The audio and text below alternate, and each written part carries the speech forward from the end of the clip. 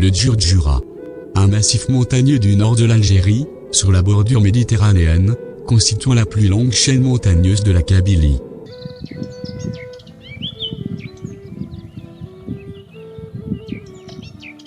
De forme lenticulaire, ses limites naturelles vont des environs de Bouzaïa à Alger, jusqu'au mont Yamagouria à Béjaïa. S'étalant sur une longueur de près de 250 km, il appartient à la chaîne de l'Atlas. Le Djurdjura culmine à 2308 mètres au sommet de la Lakadigja. L'école de montagne reliant les vallées dépasse souvent les 1000 mètres d'altitude. On distingue deux parties du Djurdjura, à savoir le versant nord, qui englobe une partie de la wilaya de Tizi Ouzou, le versant sud, comprenant les limites nord de la wilaya de Bouira, et les communes voisines dépendant de la wilaya de Béjaïa. C'est également sur ce versant sud que l'on retrouve la plaine ou vallée du Djurdjura, proprement dite, appelée notamment vallée du Sahel Djurdjura, s'étendant de la commune de Tazmalt jusqu'à l'Agdaria.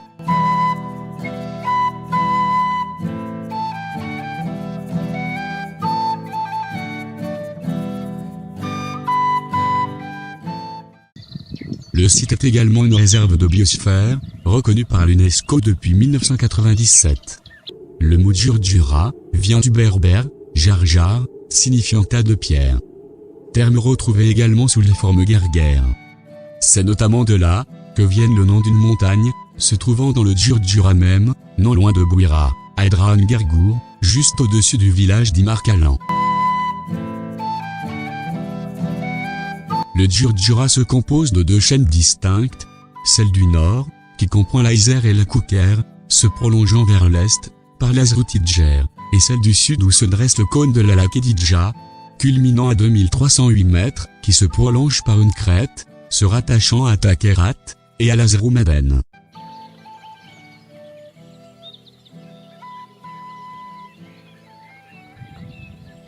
Les hydrologues qualifient le Djurdjura de château d'eau percée. La Kabylie étant parsemée de sources d'eau thermos minérale.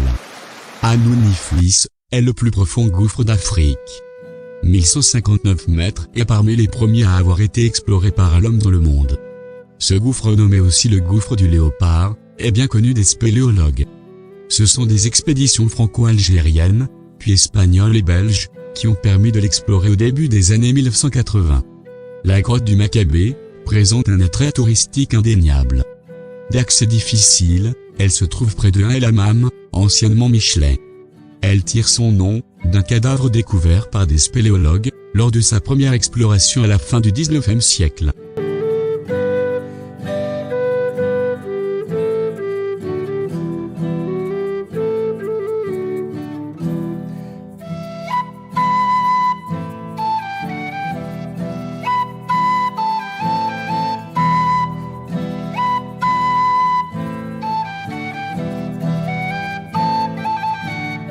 La chaîne du Djurdjura offre tous les caractères de la haute montagne, bien que son altitude ne soit pas très élevée, avec 2000 mètres en moyenne.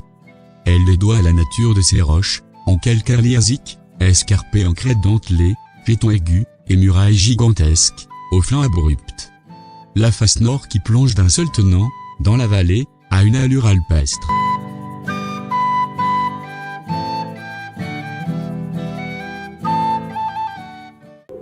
Ses sommets.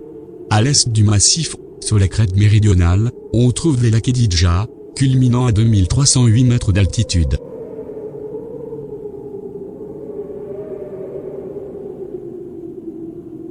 Au centre, le plus haut sommet de la Kouker, l'Ajti Medouine, avec 2305 mètres.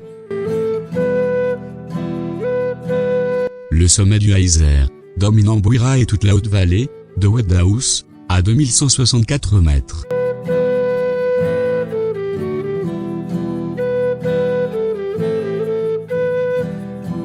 À l'extrémité orientale, on trouve Tirouda, atteignant 1750 mètres d'altitude.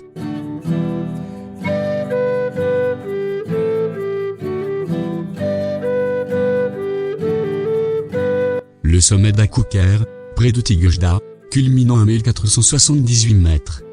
On y trouve notamment une station de ski et de sport de montagne.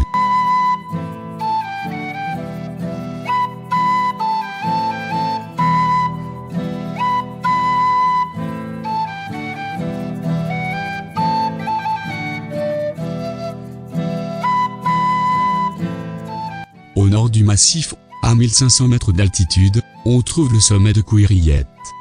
C'est aussi le nom d'une ancienne commune, Douar-Couiriette. Une commune regroupant certains villages, à Toissif et Ouadiyenne.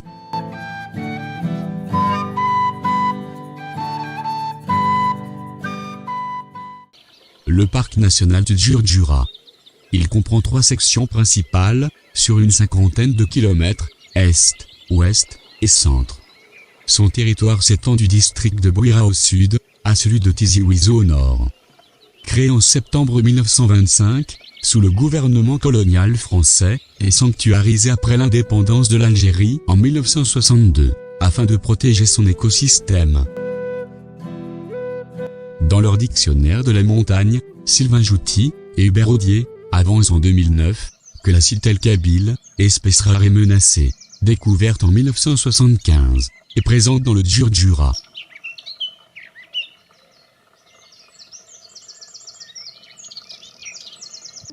Le parc a été le théâtre de plusieurs incendies, notamment criminels, qui ont ravagé la forêt de cèdres, certains étant millénaires. Avec ses nombreuses forêts denses, ses gorges profondes, ses grottes abritant des curiosités et autres légendes, ses villages de montagne kabyles, le parc est considéré comme l'un des plus beaux d'Algérie.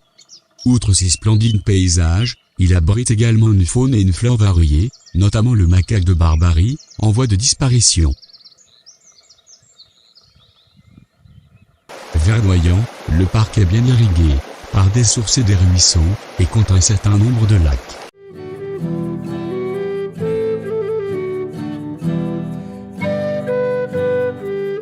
Sur les pentes sud-est du massif du Djurdjura, on trouve des forêts de cèdres de l'Atlas.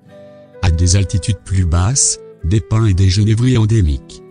Cette nature escarpée et riche en eau, elle offre un refuge et un environnement idéal pour les espèces animales, hyènes rayées, sangliers, porc-épicupés, lièvres,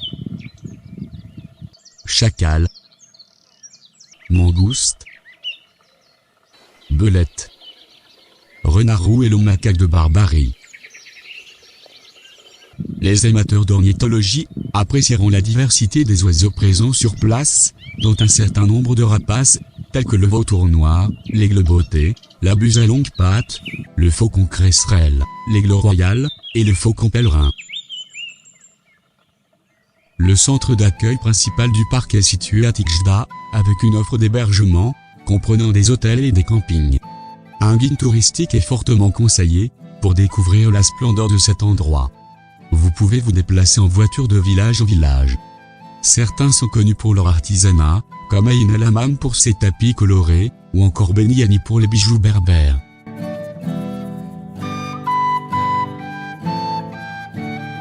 Il est également possible de parcourir le parc à pied, en effectuant des randonnées et des treks. DZ-Spot vous remercie pour votre attention. Vous avez aimé cette vidéo? N'hésitez pas à vous abonner et actionner le pouce bleu.